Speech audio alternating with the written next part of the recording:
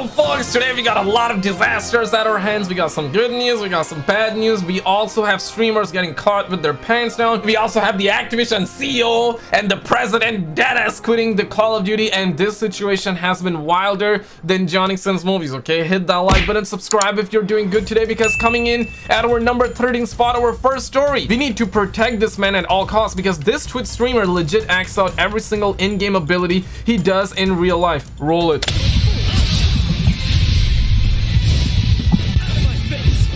We gotta protect this man at all costs, okay? Because after all, you know that they're gonna be labeling him as toxic masculinity. And for real, guys, look at that. He's pressing square, he's pressing triangle. I don't even know these combo half of the times, because goddamn. And let me tell you, man, this man probably has the cardio of a god, okay? You cannot even compete with this guy. Take our right hand, take your left hand, put it together and send up here, because I really hope that one day when he accidentally punches his monitor and he breaks it, Twitch doesn't come on and be like, hey, outside. And then use apparently Twitch streamer Miss Mika continues her run of Elden Ring while playing one game on her PS5 and another one on her dad's pad at the same time. Roll it. Simultaneously.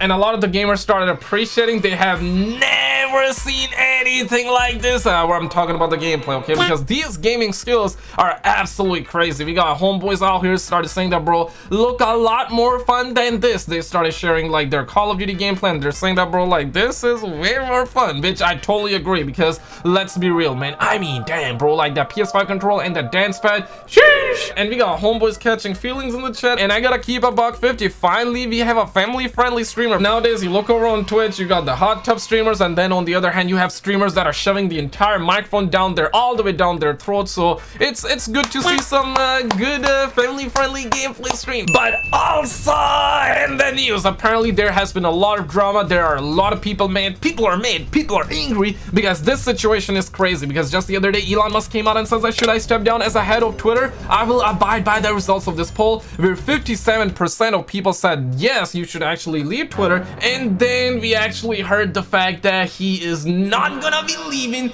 And he was saying that, bro, like this poll results was determined by the bots, that there has been a lot of bots that actually voted yes, and we need to combat the bot. And quickly after our Twitter detectives came out, they started saying that, but bro, the other day you said that you have like combat all the bots. You said that there are no bots remaining on the platform. And these are actual facts, because he did say that there are no bots remaining on Twitter. But then a man on the street came on and he started pointing at the fact that he also did our reinstate poll for former President Trump, and homeboy started saying that was that poll also manipulated by the bots, to which Elon Musk says that interesting. Then the CEO of Hustle University, the Habibi, came on, the Andrew Tate himself started saying that don't step down, Elon, the world needs your bravery. There are a lot of people mad, there are a lot of people happy. I want to know, should Elon step down in your opinion, should he not? Let me know your thoughts. And I know a lot of you are probably like, Skizzle, every day there's like some bad news, right? Like, why is that? Are we just here to constantly hear bad news after bad news? Well, today we got some good news. Oh my god, yes!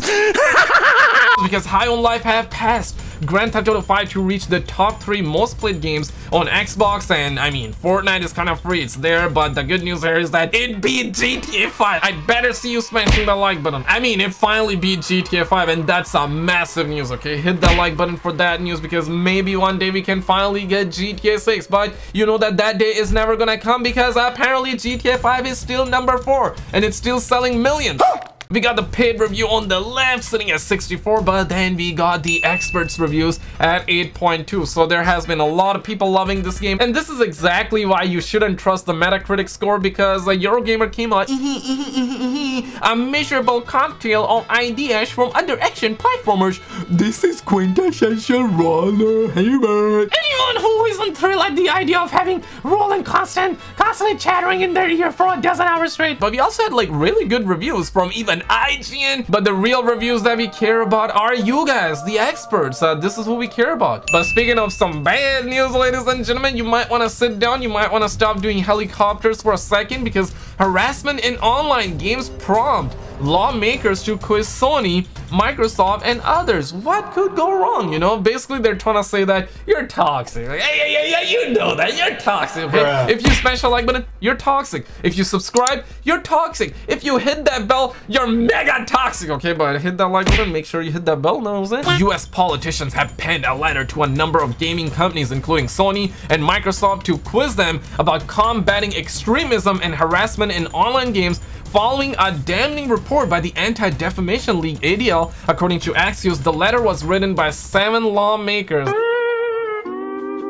And they found in 2022 that up to 77% of adults and 66% of teenage gamers reported being harassed while playing online. And we also recently heard that Activision is hiring a political scientist, deadass, and there's also hiring people that have knowledge of the AI. They're trying to develop a new AI so they are strong, they're independent with brand new algorithms that can detect toxic gamers. You guys, if you're I mean, come on, man, you know that you're actually kind of toxic, right? No, God! They want to label us toxic and problematic. Yep, you actually look like this, but they still want to label you as toxic and problematic. But wait, there is more. Ladies and gentlemen, you might want to sit down because interestingly, 3 male professional Valorant players recently conducted an experiment whereby they used voice changers to pose as women online, recording the entire exchange on video. The players found that they were instantly harassed and betrayed by team members. You can check out the clips from the experiment over on Twitter. And you know, we're gonna be checking that out.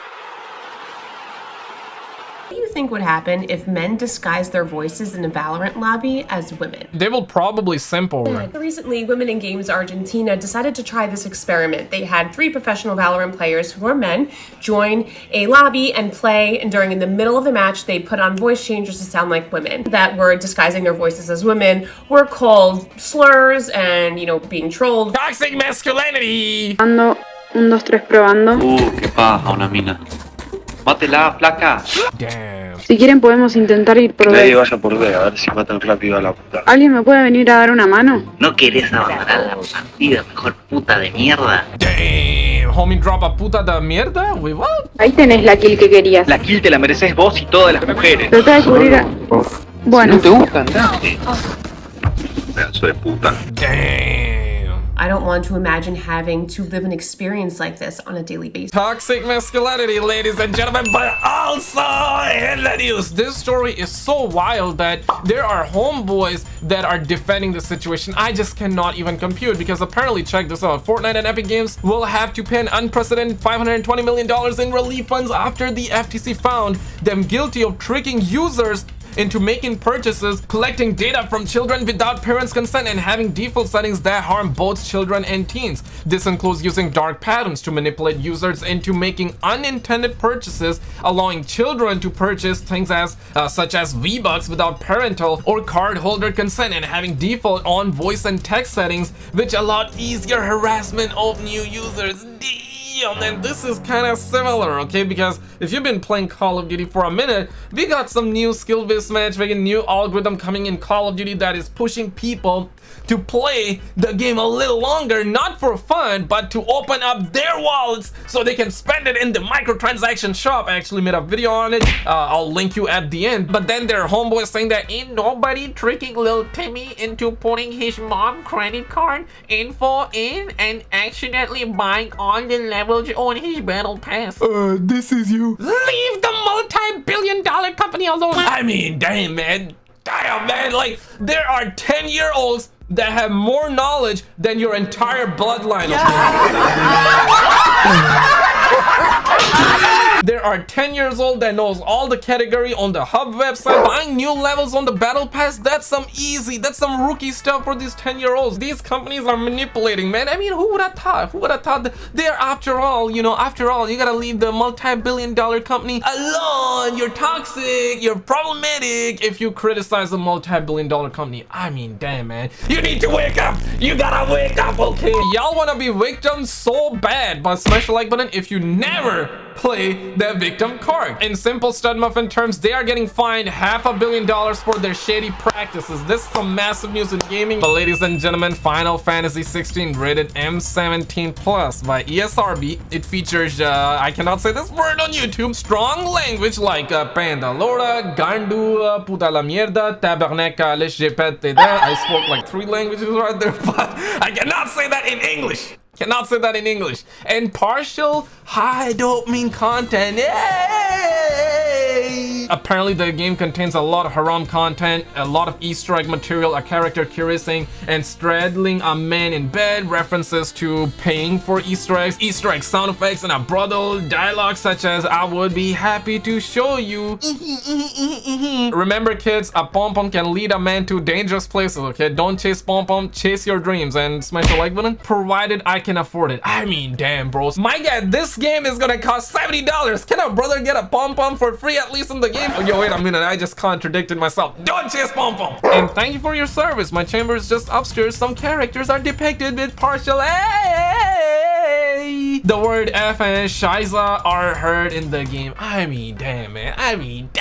But apparently this is how the PSVR 2 covers will look like. Okay, that's pretty good. Very nice. First gameplay details for Star Wars Jedi Survivors were shared. Cal now has 5 fighting stances, dual lightsaber, blaster plus lightsaber. Different stances work best against certain enemies. New traversal mechanics include the zipline, ride mounts, but new mercenary friend boat can be a buddy AI. Hey, shout out to the homie Ellie and Mark for adding me in the situation. But also DualSense Edge battery life is moderately shorter than original PS5 controller. I mean, damn, man, like we're talking about a $200 controller. This is something that I also want to get, but $200, are you guys out of your goddamn mind? I can go down to China, I can get it for 2 cents, and you're telling me that this is gonna cost like $200 and the battery is gonna be shorter than a the original controller is around 12 to 15 hours. My guy, can a brother perhaps get at least like 2 days worth of battery? Is that too hard? Doctor says slimming down after 50 comes down to this. But also in the news, apparently this situation has been so wild